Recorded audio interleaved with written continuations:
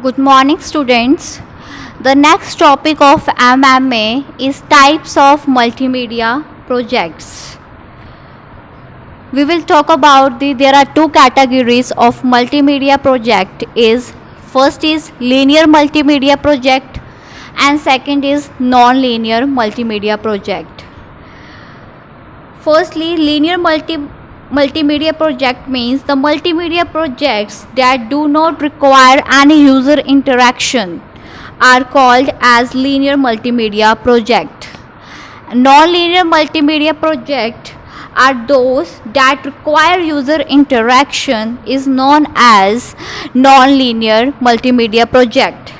With the example of linear multimedia project, that is any kind of project, कोई भी suppose करो कोई भी प्रोजेक्ट है जो हमने आगे तक लेके जाना है, शुरुआत करनी है, उसे एंड तक कंप्लीट करना है, वो नेसेसरी है, ज़रूरी नहीं है कि इट इज़ नेसेसरी और नॉट बी नेसेसरी कि उसमें उस प्रोजेक्ट में यूज़र की इंटरेक्शन इन्वॉल्व हो. लाइक एग्जाम्पल, सपोज करो हम छोटी छोटी वीडियोस बनाएं, अवेयरनेस क्लिपिंग क्रिएट करें, या फिर हम कुछ एडवर्टाइजमेंट दें टेलीविज़न्स पे, ठीक है, या फिर फेसबुक पे, मतलब कि फ्रॉम द कंपनी कोई कंपनी सपोज करो स्मॉल अवेयरनेस क्लिपिंग क्रिएट कर रहा है एंड वो टेलीविज़न पे प्रोड्यूस्ड कर रहा है, एंड सपोज करो कोई एडवर्टाइजमेंट हो रही है, वो इंटरेक्शन हो रही है, टेलीविज़न पर उसे अपलोड किया गया है, there is a no interaction of user. यहाँ पे सिर्फ उनका ये काम है, उनका ये पर्पस है कि जस्ट डिलीवर करना, इंफॉर्मेशन को डिलीवर करना, यूज़र की इंटरेक्शन नहीं ज़रूरी है इसमें. जस्ट इसका ये मतलब होता है कि हम अपनी इंफॉर्मेशन हम जस्ट डिलीवर कर रहे हैं. एग्जाम्पल मैंने आपको बताया है कि लाइक अगर हम स्मॉल अवेयरनेस क्लिपिंग क्रिएट कर रहे हैं या फिर एडवर्टाइजमेंट हम जो टेलीविज़न पे देख रहे हैं, डैट मीन्स उसमें यूज़र इंटरेक्शन नहीं है, उसमें यूज़र इंटरेक्शन की ज़रूरत भी नहीं है, बिकॉज इसका मतलब ये है ओनली कि सिर्फ इसका मतलब, इसका पर्पस ये है कि जस्ट हम अपनी इंफॉर्मेशन को डिलीवर करना जानते हैं. That is called linear multimedia project. अगर हम बात करें नॉन लीनियर मल्टीमीडिया प्रोजेक्ट, इसमें यूज़र इंटरेक्शन की ज़रूरत है.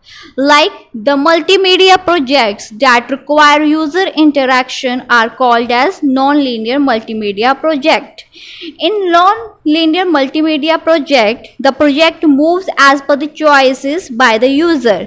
Suppose करो नॉन-लीनियर मल्टीमीडिया प्रोजेक्ट है, सपोज अगर हम जैसे कोई कंपनी है, अगर उसे कुछ मार्केटिंग में प्लान्स करने हैं या फिर वो डिस्कशन हो रही है, सपोज़ एक कंपनी है जिसके बीच में काफ़ी एम्प्लॉय बैठ के डिस्कशन कर रहे हैं, मार्केटिंग की प्लानिंग कर रहे हैं, उसकी स्ट्रैटेजी बना रहे हैं कि हम वो कैसे क्रिएट करें, ठीक है, चॉइसेस दी जा रही हैं, अब चॉइसेस में से हमने कुछ अडॉप्ट करना है उस चीज़ को.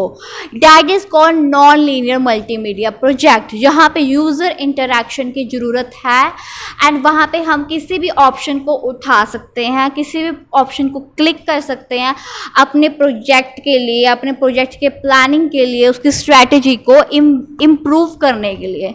That is called non linear multimedia project. Understand, linear multimedia project does not require any user interaction and non-linear multimedia project require user interaction. Example of linear multimedia project is like advertisement in televisions, awareness clipping in television. Okay, example of non-linear multimedia project, there is a one company who can conduct a meeting of employees which they will discuss about the strategies and the planning of their product.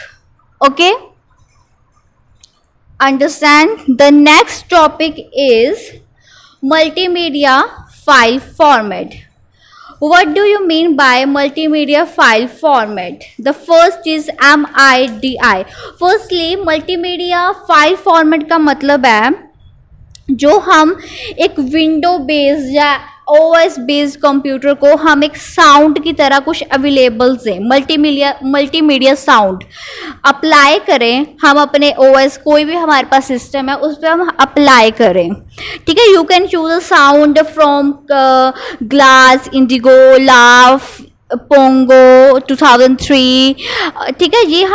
ये सब चीज़ें availables हैं, इसके softwares हैं जो sound को control panel पे जाके हम इस साउंड को क्रिएट कर सकते हैं, सिलेक्ट कर सकते हैं जिस भी टाइप में हमें अपनी साउंड चाहिए, ठीक है। लाइक अगर हम बात करें हमारे पास और टाइप्स की साउंड्स भी अवेलेबल होती हैं। अगर हम इंस्टॉल्ड करें माइक्रोसॉफ्ट ऑफिस अपने कंप्यूटर पे तो हमारे पास और भी मैनी साउंड्स अवेलेबल होती हैं अपने ऑपरेटिंग सिस्टम में। Like first is MIDI audio files. MIDI की फुल फॉर्म है musical instrument digital interface audio files. That is a standard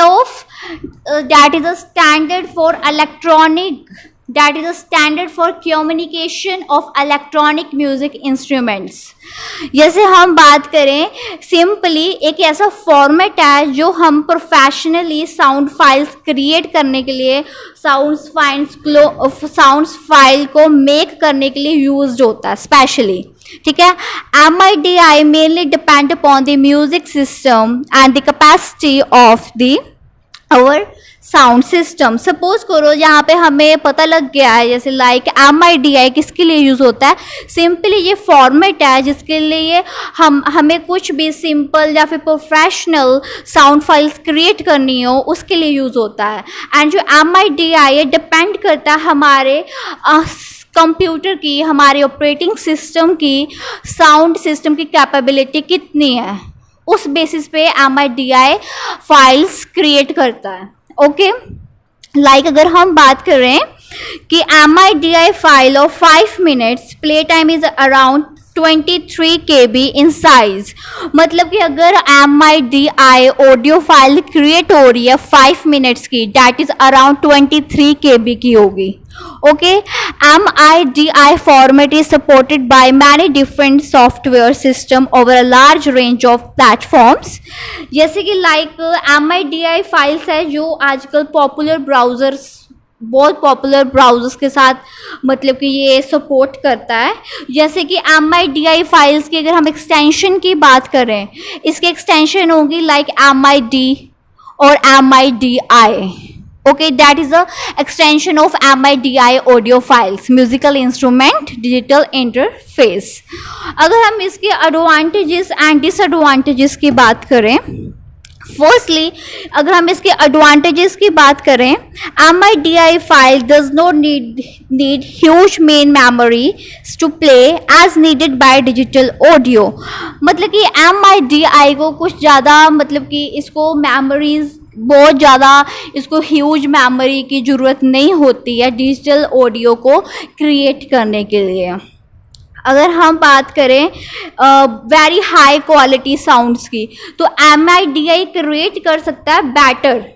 MIDI जो ऑडियो फाइल है दैट इज क्रिएट, इसके रिजल्ट बेटर हैं डिजिटल ऑडियो फाइल से, क्योंकि digital audio files is very popular. But अगर हम कंपेयर करें जैसे कि हाई लेवल हाई क्वालिटी अगर हमें साउंड बनानी है, सोर्सेज क्रिएट करने हैं, तो MIDI जनरेट करता है better result than digital audio file, ठीक है।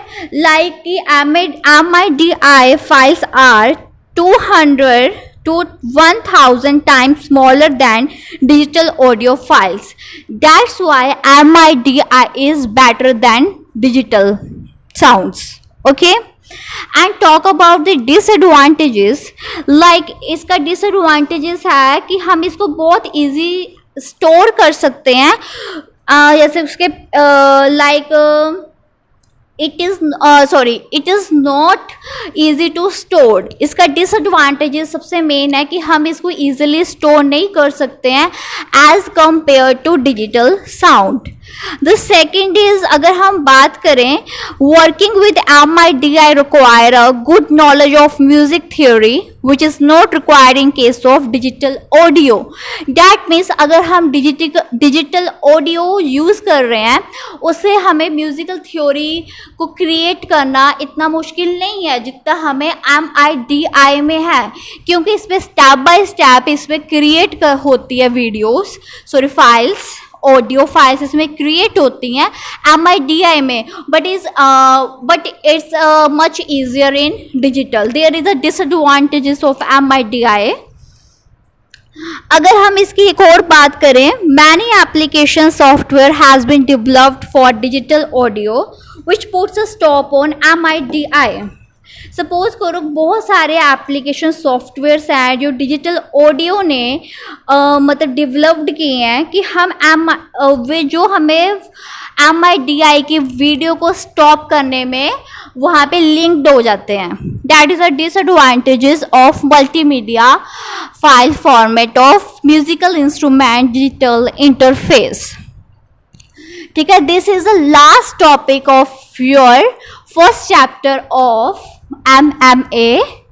ओके, एंड देयर इज, अगर हम बात करें यहाँ पे मैंने साइड पे बेटा आपको फर्स्ट चैप्टर के इंपॉर्टेंट क्वेश्चंस लिख दिए हैं. There are 3 questions that is very important for your exams. What is multimedia and elements of multimedia, and what are the applications of multimedia?